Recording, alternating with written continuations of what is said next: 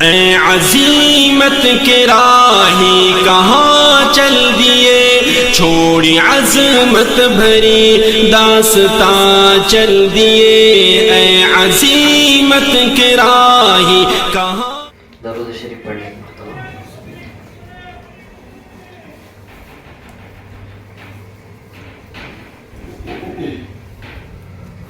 الحمدللہ رب العالمین والصلاة والسلام علی سید المرسلین وعلی آلہ واصحابہ اجمعین، اما بعد فاعوذ باللہ من الشیطان الرجیم، بسم اللہ الرحمن الرحیم۔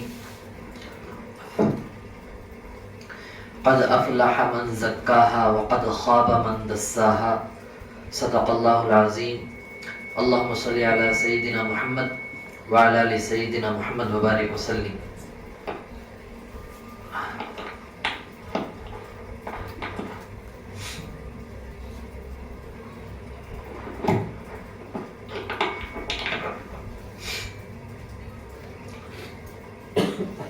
قرآن مجید کی سورہ شمس کی جو 2 آیتیں پڑھی گئی ہیں،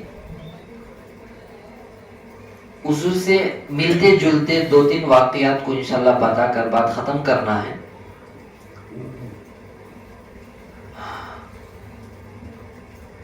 آج کے مجلس کا عنوان یہ ہوگا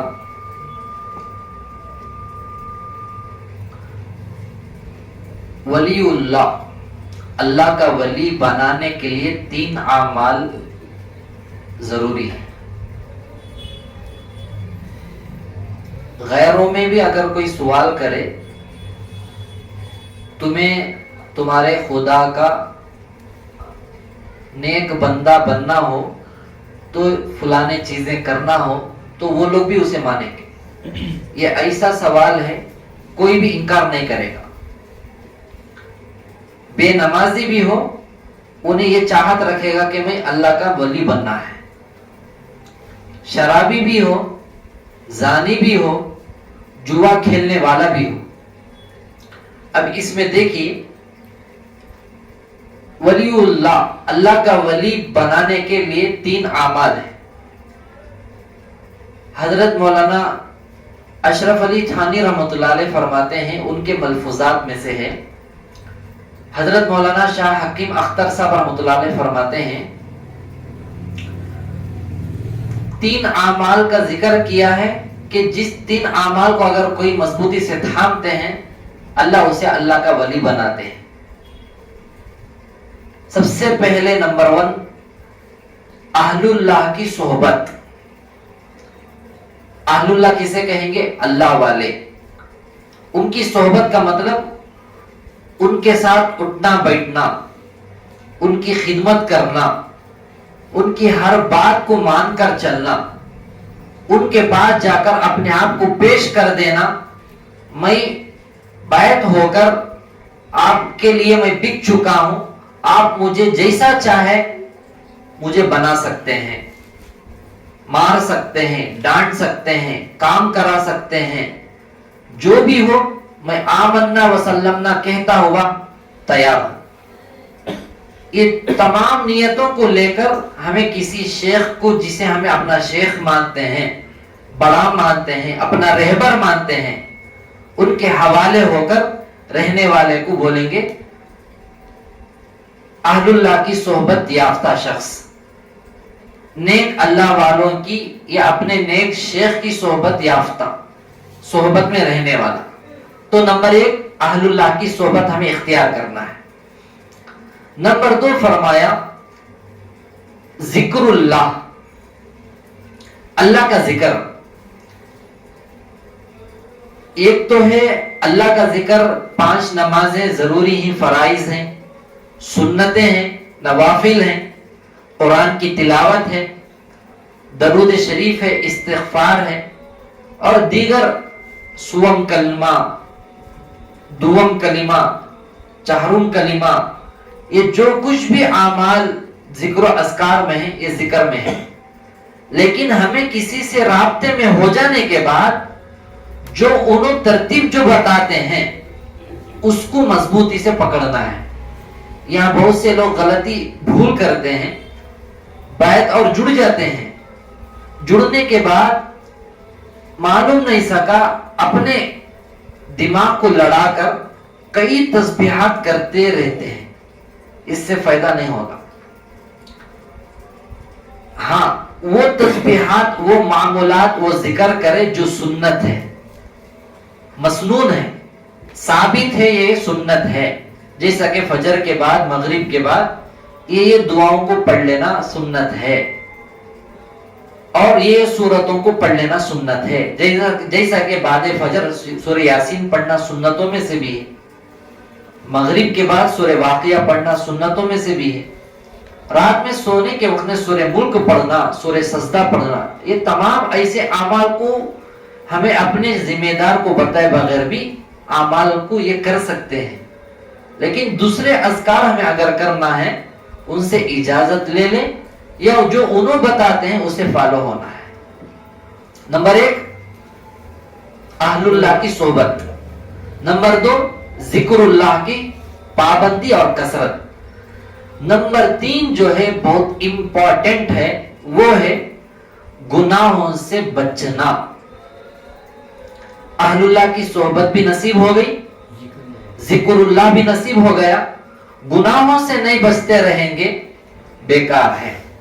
ہاں گناہوں سے بچتے ہوئے ذکر اللہ تھوڑا کر لیے، صحبت تھوڑی اختیار کرے، الحمدللہ وہ گاڑی چلتی رہے گی. لیکن سب سے زیادہ آخری چیز میں ہم سب پھنس جاتے ہیں، ہم سب پھنستے ہیں، کوئی نہیں بچتا ہے، ہمیں بھی پھنستے ہیں. تو یہ 3 چیزوں کو جو بندہ اختیار کر لیتا ہے، اللہ اسے وقت ایک ایسا لائے گا انہیں ولی اللہ ضرور بنے گا. ولی اللہ کا لفظ لے کر ہمیں کسی اور کی طرف اشارہ نہیں کر رہے ہیں. اللہ کا ولی اس کا معنی ہے، اللہ کا ولی بنانے کے لیے 3 اعمال جو بزرگان دین جو بتائے ہیں، یہ سمجھانے کے لیے ہمیں یہ بول رہے ہیں. اب یہاں پر ہمیں سمجھنا ہے ایک بات کو، یہ ہے حضرت فرماتے ہیں ہمیں ان چیزوں میں شرمانا نہیں ہے، شرم محسوس نہیں کرنا ہے، صاف طور پر اپنی پوری حقیقت سامنے رکھ دینا ہے. اب حقیقت رکھنے کا مطلب ہمارے بعض مسلمان یہ سمجھتے ہیں پریشانی ہو رکھ دیں گے، بیماری ہو رکھ دیں گے، کچھ برے خواب یا کچھ خواب اچھے دکھے رکھ دیں گے، کچھ ہاتھ کو لگ گیا خوشخبری سنا دیں گے، ایک ٹینشن آ گیا سنا دیں گے. یہ تمام چیزوں کو نہیں بتے تو بھی چلے گا. بتانا ضروری کیا ہے؟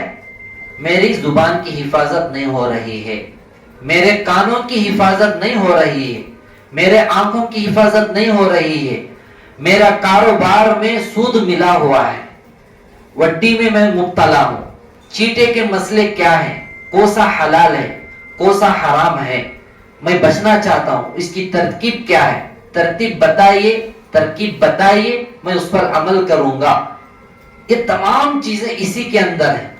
مجھے گندے خیالات آتے ہیں، میرا دل فلانے چیزوں کو سوچتا رہتا ہے، دماغ میں ایسے خیالات، یہ اصل بتانا ہے. یہ تمام چیزوں کو بتاتے رہیں گے، یہ دوسرے چیزوں کو نہیں بتے تو بھی اللہ اس کی برکت سے وہ ٹال دیتا ہے، ضرور ٹال دیتا ہے. سب سے زیادہ ہمیں اٹکتے ہیں تیسری چیز پر عمل نہ کرنے کی وجہ سے. اس کے اندر ایک مثال یہ دی گئی ہے، شاید کہ سنے ہیں یا نہیں سنے ہیں، حضرت مولانا اشرف علی تھانی رحمۃ اللہ علیہ فرماتے ہیں ایک آدمی کا گھوڑا تھا، وہ گھوڑے کو ایک بیماری تھی، ایک بری عادت تھی. وہ کیا تھی؟ جب بھی انہیں سنڈاس لید یعنی انہیں جو پیخانہ جو کرتا تھا، واش روم انہیں جو کرتا تھا گھوڑا، کرنے کے بعد پلٹ کر اسے سونگتا ہے. کبھی آپ غور کریں، گھوڑے کبھی سونگتے ہیں؟ گھوڑا اکثر نہیں سونگتا ہے. تو وہ گھوڑا جو ہے لید کرنے کے بعد، پیخانہ استنجا کرنے کے بعد انہیں پلٹ کر اس گندی چیز کو سونگتا ہے.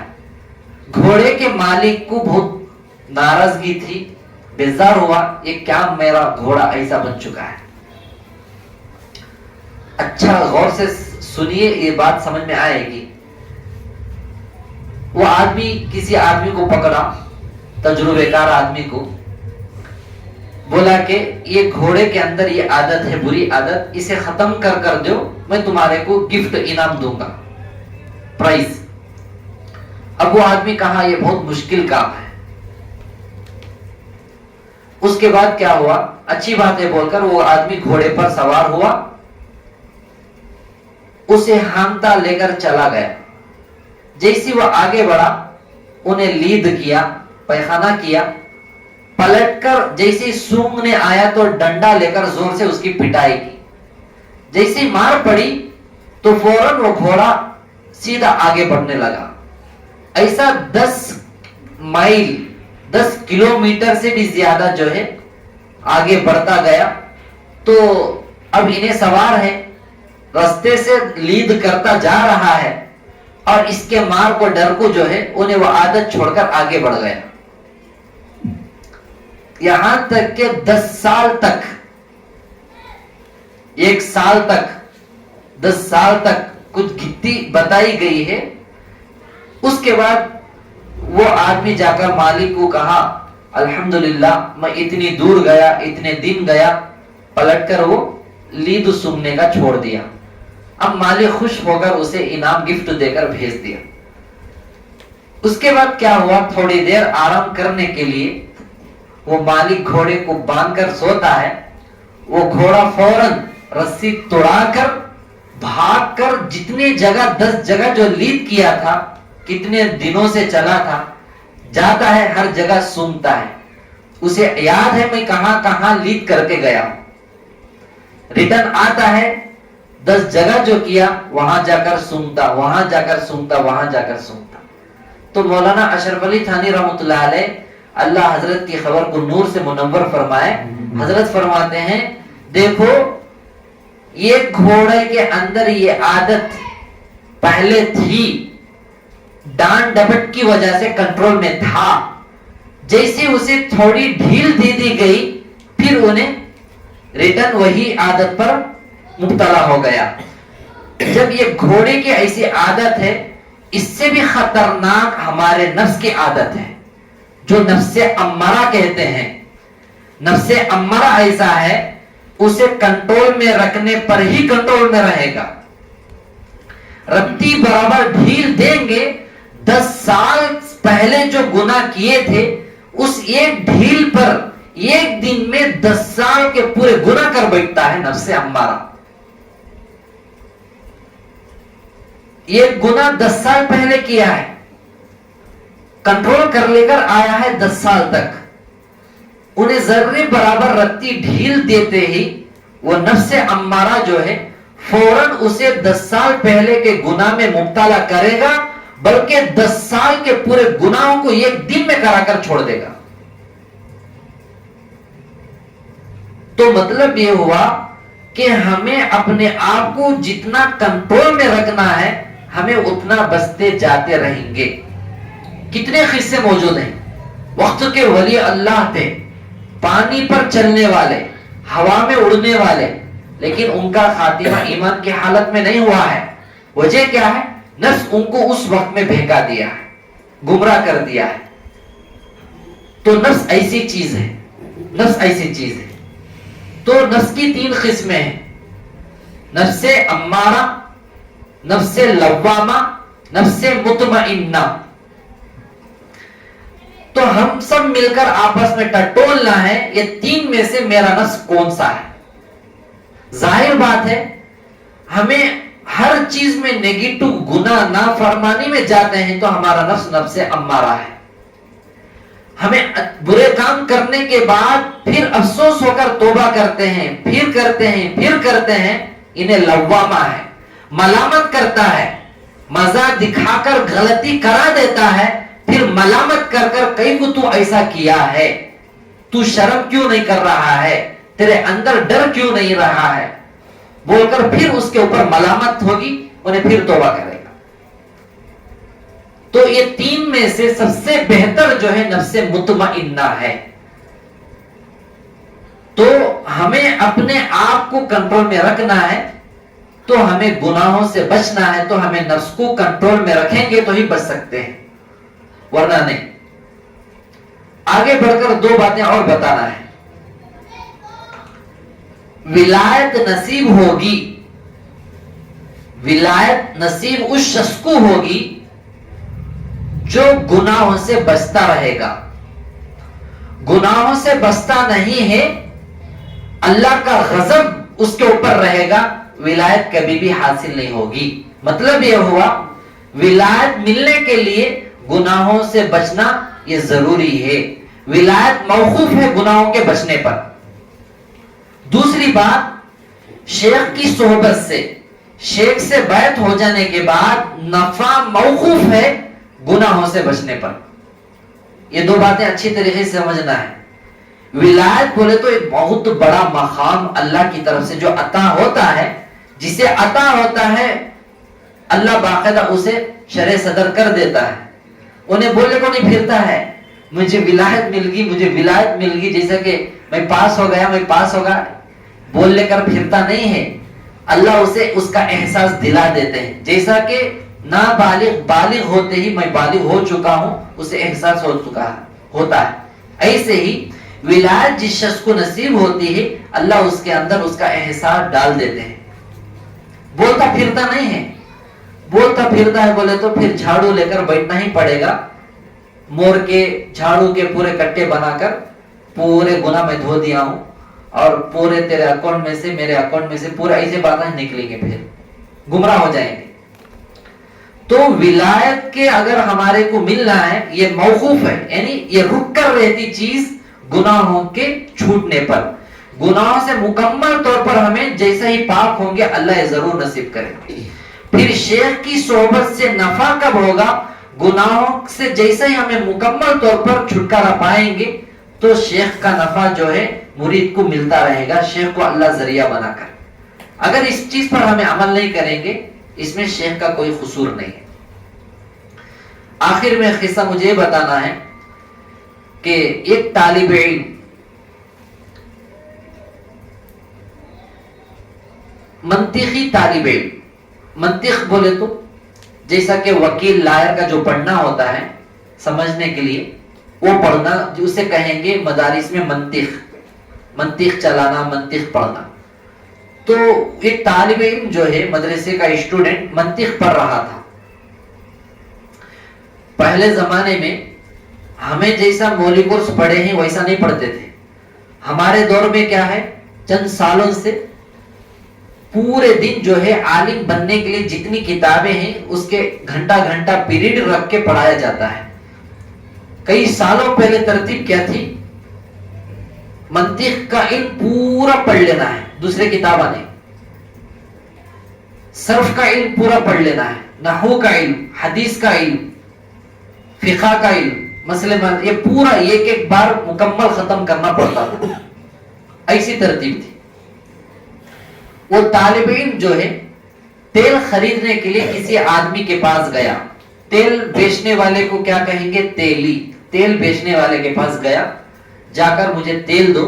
جیسے انہیں تیل لے کر واپس ہونے لگا تو تیل ڈبے میں ہاتھ میں جو لے کر ادھر دیکھ کر اس تاجر سے کہا, ارے بھائی صاحب آپ کے یہاں جو بیل باندھا گیا ہے, بیل, کیونکہ پہلے زمانے میں آپ لوگ ابھی بھی خریوں میں دیکھے ہوں گے, ہم نے دیکھا ہے بیل کو ایک لکڑی باندھ کر کے اسے پیچھے گول پھرنے کے لیے چھوڑ دیتے ہیں, اور وہاں پر یا تو پانی نکلتا رہے گا کنویں کے اندر سے یا وہ جھیل میں سے جو کھیتوں میں جاتا رہے گا. وہ گول جیسا کہ ٹریکٹر کی جو چاک ہوتی ہے ویسی کچھ دو کھمبیوں کے بیچ میں چھوٹے چھوٹے جگ کی شکل میں لگا کر تو بیل جیسا گول پھرے گا تو ادھر پانی وہ چاک پھرے گی تو پانی نکل کر باہر پڑتا رہے گا. یا بعض مرتبہ آٹا پیسنے کے لیے یا بعض مرتبہ تیل نکالنے کے لیے بیجوں کو ڈال کر بیل کو چھوڑ دیتے ہیں, وہ گول پھرتا رہے گا. تو یہ منطقی طالب علم جو ہے اس سے پوچھا کہ مالک سے، ارے بھائی صاحب یہ بیل کے گلے میں بیل گلگنڈا جو لگایا ہوا ہے یہ کیوں لگایا گیا ہے؟ تو اس نے کہا اسے ہمیں چھوڑ دیتے ہیں، انہیں اپنا کام کر کے گول گھومتا رہتا ہے، ہمیں بہت دور رہتے ہیں، تو انہیں جیسا پھرتا رہے گا تو اس کے گلے میں سے گلگنڈے کی آواز آئے گی تو ہمیں معلوم ہوگا کہ انہیں گھوم رہا ہے، ہمیں کھانا کھاتے ہو سوتے ہو، اس کی ذمہ داری وہی ہے۔ جب گلگنڈا کھڑ جاتا ہے ہمیں سمجھتے ہیں انہیں کھڑ گیا ہے تو فوراً پھر آ کر اسے ڈانٹتے ہیں، مارتے ہیں تو پھر وہ شروع ہو جاتا ہے۔ تو اس طالب علم نے کہا کیونکہ منطق کا علم ہے، منطق جو پڑھتا ہے اسے کوئی ہرا نہیں سکتا ہے، تو اس نے کہا بھائی صاحب بیل آ کر اپنی ہی جگہ کھڑے ہو کر گردن کو ہلاتا رہا اور آپ وہاں ہمارا بیل گھوم رہا ہے بول کر ایسا، اگر ایسا ہو تو کیا کریں گے؟ بعض ساتھیوں میں سے کوئی ہیں ایک دو ایسا بولنے والے رہیں گے، وہ سوچتے بھی رہیں گے ہمارے سکاج کوئی نکلا ہے بول کر، وہ تو مدرسے کا طالب علم تھا، اب تیرے کو غصہ آیا، غصہ آ کر میرا تیل واپس دے، تیرے پیسے لے واپس جا، کہیں ایسا نہ ہو کہ میرا بیل بھی منطق سیکھ لے کو ایسا کر بیٹھا تو میں کہاں جاؤں۔ تو اللہ تعالیٰ جسے جیسی خدمت لینا چاہتا ہے لیتا ہے، اس لیے ہمیں علماء حق سے، اللہ والوں سے رابطے میں ہو کر یہ تمام چیزوں کو سیکھنا بھی ہے، اور ان قصوں کو ہمیں سن کر کچھ دل بھی بہلانا ہے، اور اس قصے کو رکھ کر ہمارے دوسرے کبھی حالات آئے تو اسے سامنے رکھ کر ہمیں کور کر سکتے ہیں۔ بس اسی بات پر بات ختم ہوگی۔ دعا کرے کہ اللہ تعالیٰ جو بھی بات کہی گئی سنی گئی ہے، سب سے زیادہ کہنے والوں کو بھی سننے والوں کو اللہ عمل کی توفیق نصیب فرمائے۔ وہ 3 باتیں یاد ہیں، اہل اللہ کی صحبت، ذکر اللہ کی کثرت، پابندی، نمبر 3 گناہوں سے بچنا۔ یہ 3 چیزوں کو جو بندہ پابندی سے عمل میں رہے گا اللہ اسے ضرور جو ہے ولایت نصیب کریں گے، اور باقاعدہ اللہ تعالیٰ اس سے، اس کے خاندان سے، اس کی نسلوں سے اللہ باقاعدہ بڑے بڑے دین کے کام اللہ تعالیٰ ضرور لینے پر اس کی مقدر تقدیر لکھ دیں گے۔ دعا کرے اگر بتانے میں کوئی کمی پیشی ہو، بھول ہو گئی، اللہ تعالیٰ اپنے فضل و کرم سے معاف فرمائے۔ آمین وآخر دعوانا الحمدللہ رب العالمین۔ کے آگے کفار جانتے ہیں کہ اسلام کے آگے ایک آہنی دیوار ہے علماء دیوبند، اسلام کے غمخوار ہے علماء دیوبند، آقا کے وفادار ہے علماء دیوبند، اسلام کے